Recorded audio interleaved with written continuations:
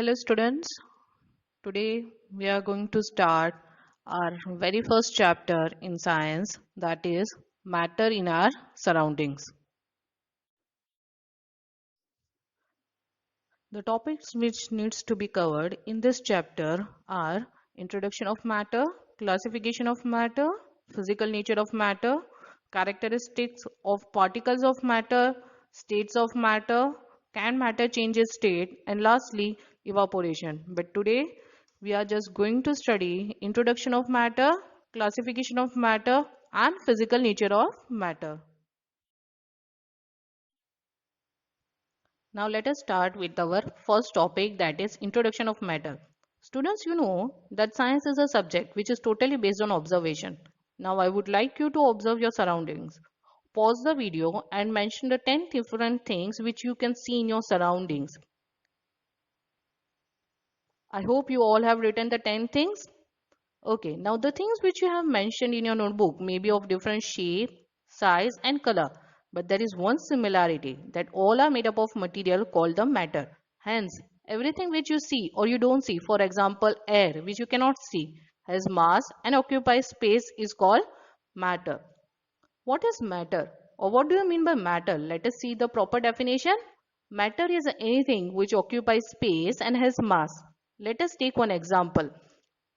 All of you must be having the notebook in your hands. Am I right or wrong? Okay.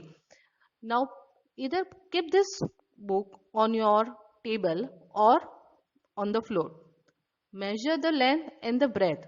Does it occupy the space? Yes, it does occupy. Now let us go to our next topic, that is classification of matter.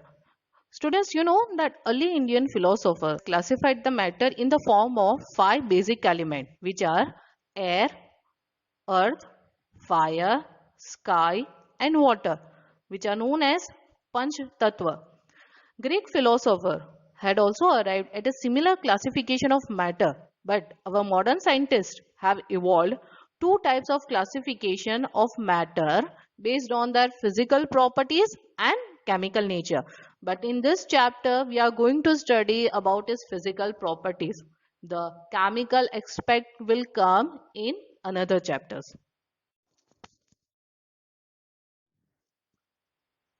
Physical nature of matter. Matter is made up of particles. Now let us take one activity. This activity is very common and you might have observed in your houses. Take some water in a beaker and note its level. Dissolve some salt or sugar in it with the help of the glass rod. What do you mean by glass rod here? Now the glass rod is nothing but an equipment which is used in the chemical laboratory to stir the mixture. To stir the mixture means it is used to mix the substances. The salt dissolves in the water, but the level of the water does not change. Why? Because the particles of the salt get into the space between the particles of the water. This shows that the matter is made up of tiny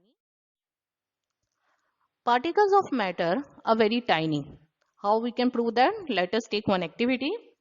Dissolve 2 to 3 crystals of potassium permanganate in 100 ml of water in a beaker. Take 10 ml of this solution and dissolve in 100 ml of water in it. Now again take another 10 ml of this solution and dissolve in 100 ml of the water. Repeat this process 5 to 6 times. Now this activity shows that only a few crystals of potassium permanganate can color a large volume of water, because there are millions of tiny particles in each crystal. So here we can say that the crystal is made up of very small tiny particles, with the help of which it can color a large amount or large range of water.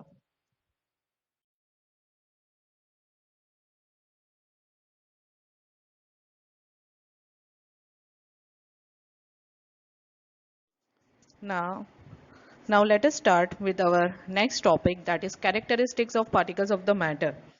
Now the first characteristic is that the particles of the matter have space between them. Now let us see one activity. This activity we have already done in physical nature of matter. Do you remember that matter is made up of the tiny particles? Yes, it is the same activity. Again, we are going to take some water in a beaker. Note this level. dissolve some salt or sugar in it with the help of the glass rod. The salt dissolves in the water, but the level of water does not change. Why it does not change? Because the particles of the salt get into the space between the particles of water.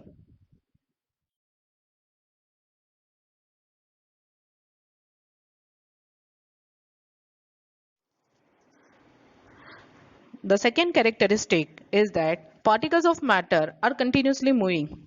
This we can prove again by doing some activity. Take some water in a beaker, put a drop of blue or red ink slowly along the sides of the beaker. Along the sides of the beaker means near the walls of the beaker. Leave it undisturbed for a few hours. Do not touch it. Leave it undisturbed. The ink spreads evenly throughout the water due to the movement of the particles of water and ink. Now, this intermixing of two or more different types of matter on their own is called diffusion. Intermixing means here consider that the water and ink is mixing together, and this mixing is known as what? Diffusion. You can see in the picture that how it diffuses. Can you see the atoms are moving? From the activity, we can conclude the following things: that the particles of the matter are continuously moving. Hence, they possess a kinetic energy. Now, what do you mean by the kinetic energy? Kinetic energy is nothing but the energy which is associated with the moving body. Whenever any body is moving, it is having which kind of energy? Yes, it is having the kinetic energy. The body which is at still, means which is not in motion, possesses the potential energy. Remember the difference between kinetic energy and the potential energy. The kinetic energy associated with the moving body, and potential energy is associated with the still body. Still means it is not in the motion. Now, as the temperature rises, the particles move faster. From this, we can conclude that if the increase in the temperature is there, then the kinetic energy of the particle also increases. Now, the final characteristic is that particles of matter attract each other. This we are going to prove it by doing some activity. Take an iron nail, a piece of chalk and a rubber band. Try breaking them by hammering, cutting or stretching. Now, remember this, that it is very easy to break the chalk. It is little bit somewhat difficult to break the rubber band while stretching, and it is very difficult to break the iron nail. Now, why it is very difficult to break the iron nail? Because here the particles in the iron nail are held together with a greater force than in the rubber band or chalk. Here I need to point out that the force in the rubber band and the chalk is less compared to the iron nail. Now in the next, see the picture. Can you see the picture? Yes, in the first diagram, it is of iron nail, the second diagram is of rubber band, and the third diagram is of chalk. See in the picture of the iron nail.